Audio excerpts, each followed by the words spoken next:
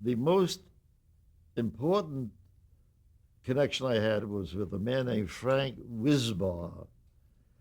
And Wisbar was the director and producer of something called the Fireside Theater. It was the only dramatic show on television in the early days of television.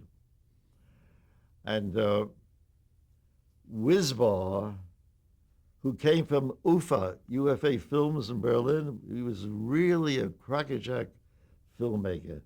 But he was a refugee, came to this country, and the program was sponsored by Procter and Gamble, which I've had a very long and excellent relationship over the years. Um, and he was a tough man to please, tough master to please. And he would say to me, David, you are such a good writer, but you are not a screenplay writer. And that was one of the reasons why we made the decision to go back to New York. You know, if Frank said I'm not a whiz, if I'm not cutting it, and in my heart I know I wasn't cutting it either, uh, then what's the point of being in Hollywood? But then we did come back. Came back, and we had the upper floor of a duplex apartment, and we had kept it. And on the drive back to California, the last day we drove from Albuquerque to Los Angeles, about 800 miles. We got here about 9 o'clock, like to LA. And as we get out of the car and start walking up the stairs, we hear the phone ringing. So we open the door, and it's Wisbar. And he's angry. And he says, where have you been? I've been trying to reach you.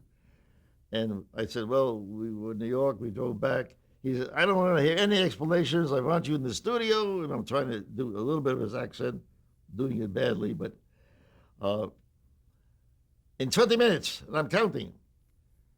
I said, Frank, I've just driven 800 miles. I'm exhausted. He said, 20 minutes. So I look at Rose. I said, I guess I have to go. So I go into the studio, which was at the old General Cinema lot. And he's there waiting for me, and he hurls this script at me and says, I want you to rewrite this. I said, rewrite? I said, I never rewritten anything. He says, well, at least you'll use better language. You are a good writer. You're not a screenplay writer, but you're a good writer. Rewrite it. I want it here at 8 o'clock in the morning. So what to do? I go home, the script, and the first thing I do is take a shower and eat a little dinner, and then I sit down and read the screenplay. Now it's someone else's work. I'm not being subjective as I am when I write my own work. I am trying, without realizing, to be objective. And that's a giant leap. I mean, it's hard to describe precisely what a giant leap that is. And I see where it goes wrong, that if I were writing it, I wouldn't have done that.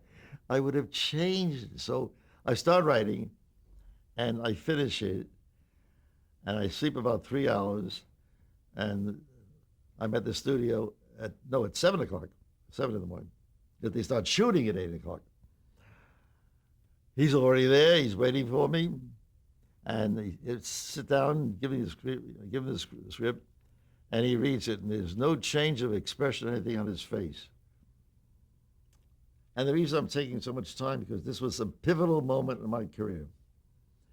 And he finishes, he looks at me, and he says, Wunderbar, at last you are a screenwriter.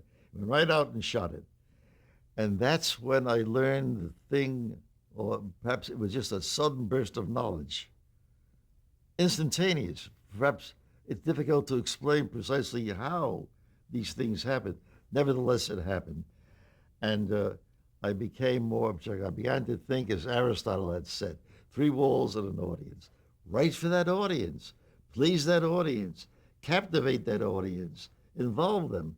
It's why the TV Guide poll going now, Bonanza's been voted the most beloved, most popular, favorite show of all time, #1.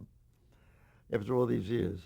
So I became Wizbar's favorite writer, and I wrote, I don't know, 2 dozen at least of this way. And each time he would look at me, all right. He said, very good, very good, very good,